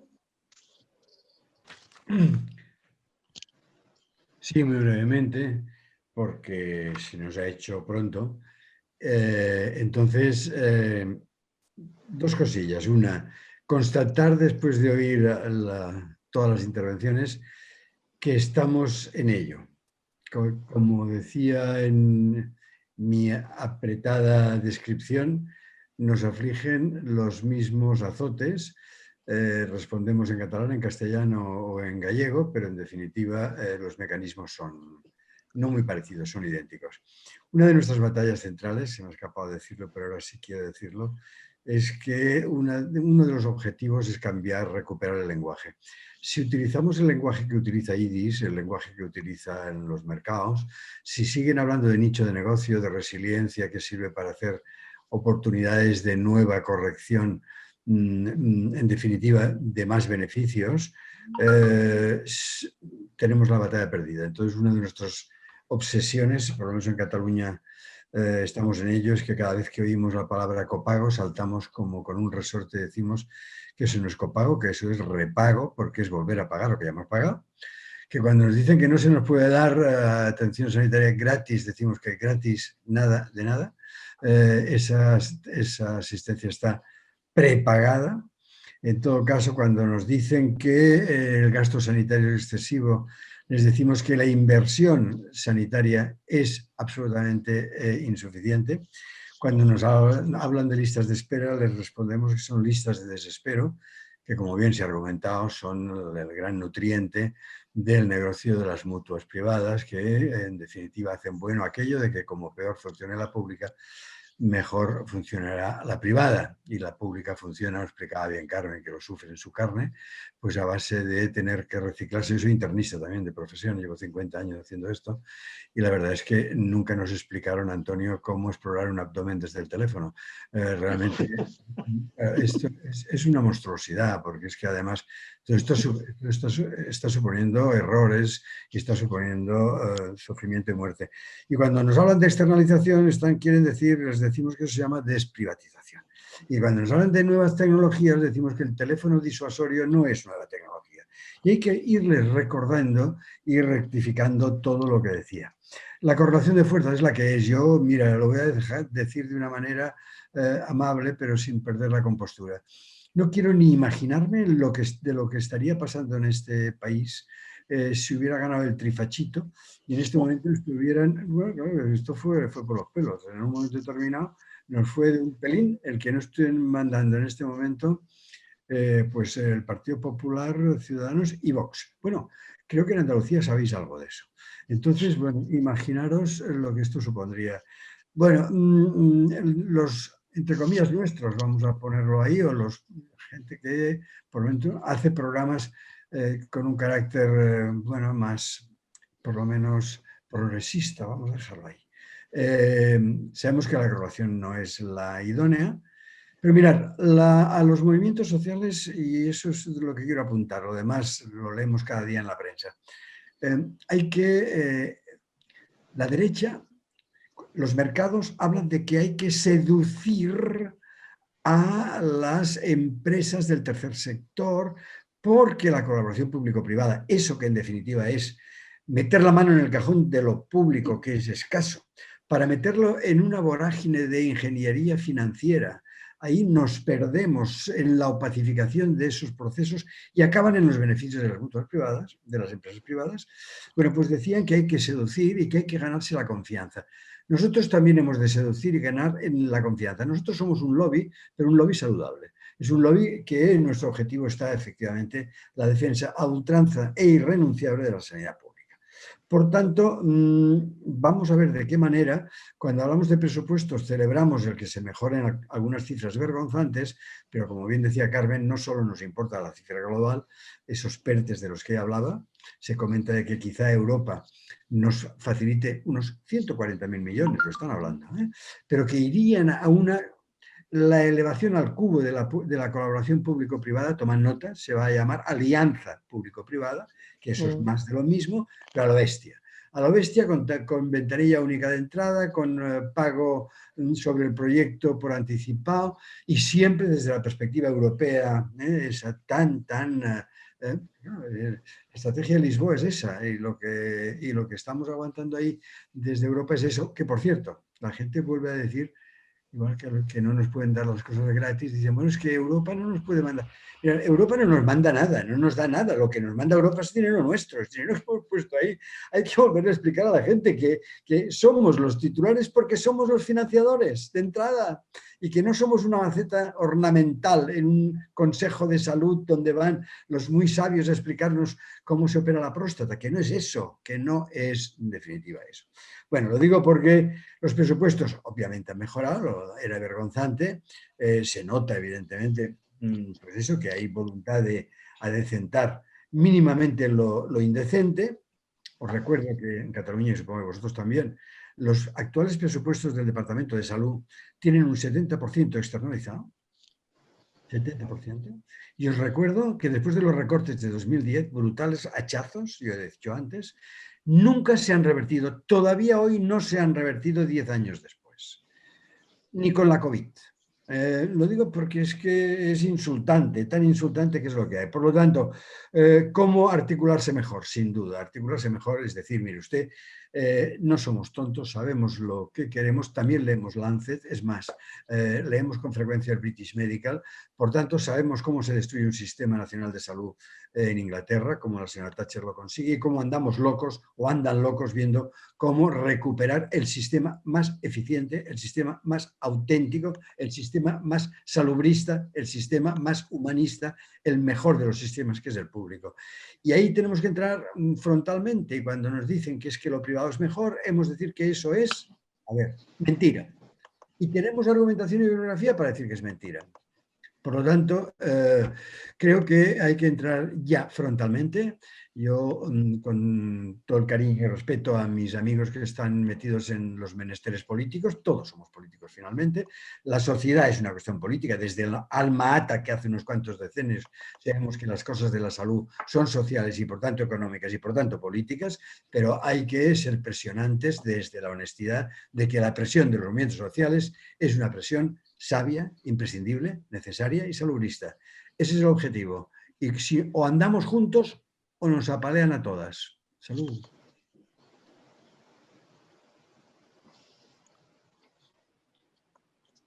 ¿Hay alguien? Carmen. Bueno, a ver, yo creo que, vamos a ver, el modelo que teníamos, porque no lo tenemos y lo queremos reconstruir, pero realmente no lo quieren reconstruir, porque como he dicho al principio, en esas comisiones interesantes de reconstrucción lo que metieron es más de lo mismo y lo que están es decantándose por la globalidad de lo privado. Es verdad que la gente se contrata servicios privados porque estaban deteriorando lo público y se creían que era la solución. Y lo primero, hay que hacer una tarea pedagógica muy importante para que sepan que la sanidad pública y los servicios públicos garantizan la salud. Lo privado no garantiza la salud, eso es lo primero. Se están vendiendo muchos más servicios privados, incluso a 15 euros. ¿Alguien se piensa que eso va a ayudar a algo, más allá de tener un servicio privado? Y nosotros lo decimos en todos los manifiestos, en todas las mareas, en todos los momentos que estamos con la gente, que no es la solución, que lo que hay que es reforzar los servicios públicos, porque son los únicos elementos democráticos que van a garantizar los derechos y son cohesionadores y redistributivos de la riqueza. Y eso la gente lo tiene que entender, porque si no lo entiende, está machacándose contra sí mismo, como lo estamos viendo. Hemos visto que ha llegado la pandemia y que los servicios públicos tan deteriorados no eran capaces de dar soluciones. Nosotros pedimos en Madrid la intervención de lo privado. Lo privado aquí ha sido a golpe de talonario. No sabemos cuánto les han dado, ni tampoco sabemos cuánto han atendido. Creemos que muy poco, pero así todos les están soltando los dineros. Y lo que hay que hacer es hacer como dice Tony. Nosotros tenemos que actuar de manera política. Somos los protagonistas de la política. En democracia, ¿quiénes son los políticos? El pueblo. Pero el pueblo no se lo cree, ese es el problema. Han hecho un trabajo fino durante muchísimos años de individualizar a la gente y de que no vean más allá de su ombligo. Y si no miran un poco más lejos, no van a tener la solución, pero van a caer también como chinches, como estamos cayendo ahora, ¿no? Entonces, el papel importantísimo de los movimientos sociales es el papel político. Y en nuestro papel es estar en diálogo constante también con los políticos para hacerles que retrotraigan esas medidas que están utilizando tan absolutamente, no sé cómo decir, poco inteligentes para salir del paso, porque ahora mismo con las vacunas igual las están vendiendo como la solución. Ya veremos, yo no lo tengo tan claro. Y además lo que no tengo claro es que si no se vacuna a todo el mundo, vaya a haber solución. Si no trabajamos por lo global, no vamos a tener solución en lo local. Con lo cual yo lo que creo es que tenemos que hacer una tarea hacia adentro y hacia afuera, pero en constante presión para que no nos doblen la mano porque tenemos la razón. La salud tiene que ser todo y tienen que trabajar por la salud en todos los ámbitos. El de educación, el de sanidad, bueno, que por cierto, el de sanidad, la verdad que no está dando muy buenas ideas, porque no se está hablando en Román Paladí diciendo las cosas claras. Y lo siento mucho por las comunidades autónomas. No está funcionando las comunidades autónomas que tenemos. De esta manera, en reinos de taifas no van a funcionar. Entonces yo creo que aquí hay que hacer una reconstrucción verdadera de la democracia y no una reconstrucción del neoliberalismo, que es hacia lo que apuntan. Y no sé si puedo seguir diciendo algo más, porque me parece que me he dejado muchas cosas. Es muy denso el desarrollo y la realidad es que nosotros ya dijimos que íbamos a trabajar en una línea de desbrozar todo lo que hay privado para rescatar lo público. Y iniciamos una campaña que era desprivatizar, es empezar a sanar. Pero en la reconstrucción se metieron los parásitos, porque les dejaron los políticos. Tenemos que hacer política con palabras mayores. Yo creo que entre nosotros lo tenemos muy claro, pero hay varios aspectos que me gustaría destacar, ¿no? Primero son la cuestión de los presupuestos, ¿no? Todo aquello que no esté incluido en un presupuesto es mentira. Si la atención primaria no está presupuestada, pues no van a mejorarla, etcétera, etcétera. Y entonces, yo creo que lo que dijo también Carmen Esbrí en su ponencia o en su presentación es que hay que hacer un seguimiento porque se puede aumentar los presupuestos, pero van destinados a la privatización. Entonces, estos presupuestos tienen que estar realmente claramente definidos como para la sanidad pública, si no estamos haciéndolo mal. Y por otro lado, el único comentario que yo quiero hacer es que yo pienso que los movimientos como los nuestros hacemos extraordinariamente bien nuestro trabajo. Lo que pasa es que nuestras posibilidades son muy limitadas. No tenemos infraestructuras, no tenemos potencialidades, no tenemos el apoyo de los medios masivos, etcétera, etcétera. Por lo tanto, yo creo que habría que intentar, por un lado, conseguir que se sumen a los movimientos sociales el mayor número posible de profesionales sanitarios, porque se haría mucho más presión. Eso ocurrió en el año 80, es decir, en la Asociación para la Defensa de la Sanidad Pública llegó a tener 10.000 miembros y eran profesionales sanitarios que tuvimos una relación facilísima tanto con los partidos que defendían en aquellos entonces la sanidad pública y con un mayor impacto. Entonces tendríamos que buscar horizontes mayores de implicación con movimientos que muevan, que movilicen los profesionales, y estoy pensando, no sé, si reintentar un contacto mayor con los partidos políticos, con sindicatos afines, porque yo creo que en ambos casos, en partidos y en sindicatos, no están en esta historia. En los debates parlamentarios no salen estos temas y por lo tanto yo creo que tendríamos que hacer una labor de implicación con los grupos que, siendo afines, mueven mayores posibilidades de impacto social, ¿no? Porque nuestras posibilidades no son, desgraciadamente, las que nos gustaría. Y bueno, por otro lado, mucho ánimo y para adelante. Carmen González, ¿tú quieres decir algo? Pues mira, sí. Yo todo esto lo veo bueno, es interesantísimo todo lo que habéis comentado y la verdad yo creo que tendríamos que hablar más veces, ¿no? Es muy significativo cómo funciona, cómo argumentan esto, ¿no? A mí me llama mucho la atención que todos los gobiernos hablan de la atención primaria, de la importancia de la atención primaria. O, por ejemplo, aquí en Andalucía siempre hablan de la atención primaria, pero tanto el gobierno anterior socialista como el actual del PP y Ciudadanos se quedan en el discurso. Luego no invierten, luego hacen otras cosas. Cuando invierten en la sanidad, el dinero se va a hospitales y a los conciertos. Y todos sabemos ya y todos dicen lo que hay que hacer, pero nadie lo hace. Nuestra conclusión es que no interesa, que efectivamente no interesa. ¿Por qué no interesa cuidar a los profesionales? Porque entonces habría más profesionales para la sanidad pública. ¿Dónde están? No están sí los hay, ¿no? Pero no hay tantos en Inglaterra, en Suecia o en Alemania. Están en las privadas. Málaga está llena de médicos de familia y de pediatras en las privadas. Solo hay que ofrecerles buenos contratos y buenas condiciones de trabajo para que hubiera suficientes profesionales, pero ahora la excusa es perfecta, no hay profesionales, no los hay que quieran trabajar en las condiciones que tenemos, ¿no?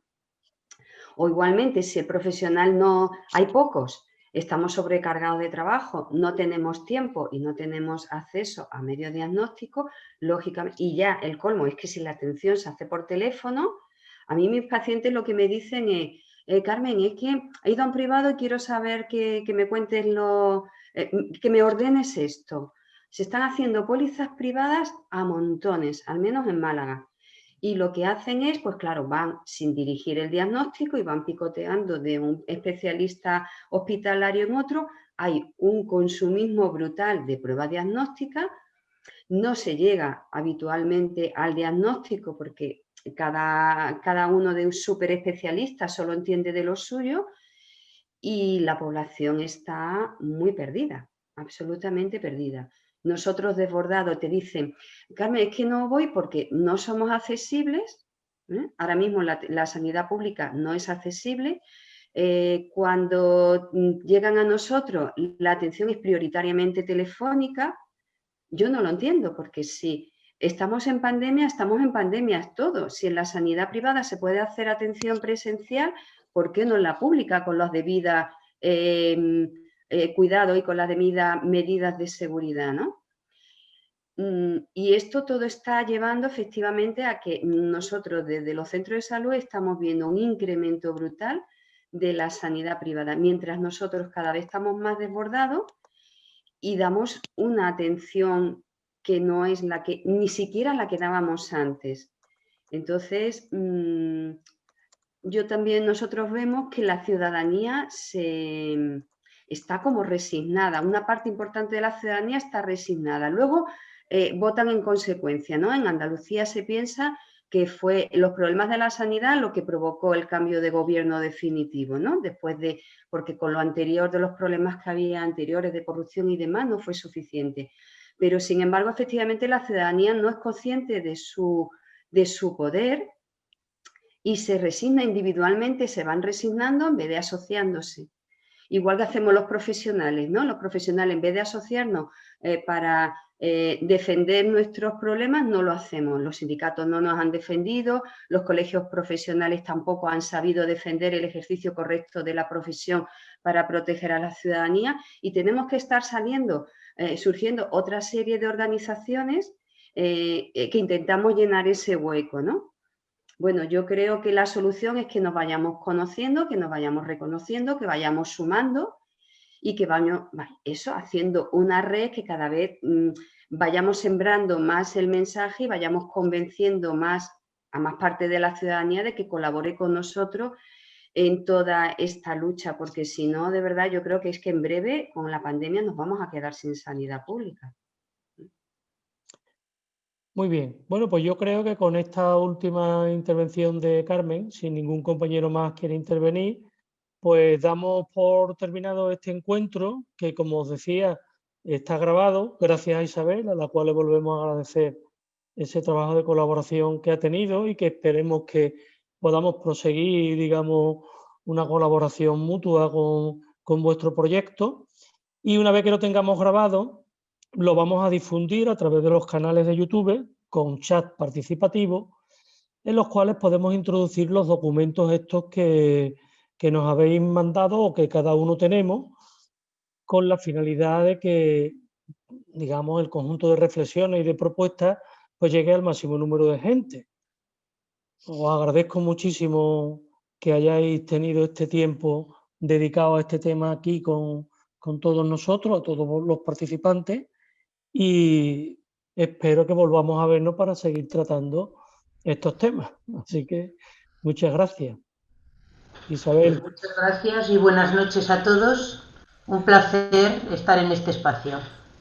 Muy bien, Muchísimas Carmen. gracias y espero y deseo poder seguir sirviendo de soporte y de apoyo para todo aquello que habéis comentado. La verdad es que me he quedado muy sorprendida porque la ciudadanía de a pie, os tengo que decir que no es que no sepamos esta mitad de cosas, no, es que no sabemos absolutamente nada. Por lo tanto, si os sirve de sugerencia, comentaba Carmen Esbrí que hace falta mucha pedagogía, muchísima pedagogía social por parte de todos los profesionales y las profesionales del ámbito sanitario, porque la ciudadanía no sabemos qué es lo que está sucediendo. Os lo digo sinceramente.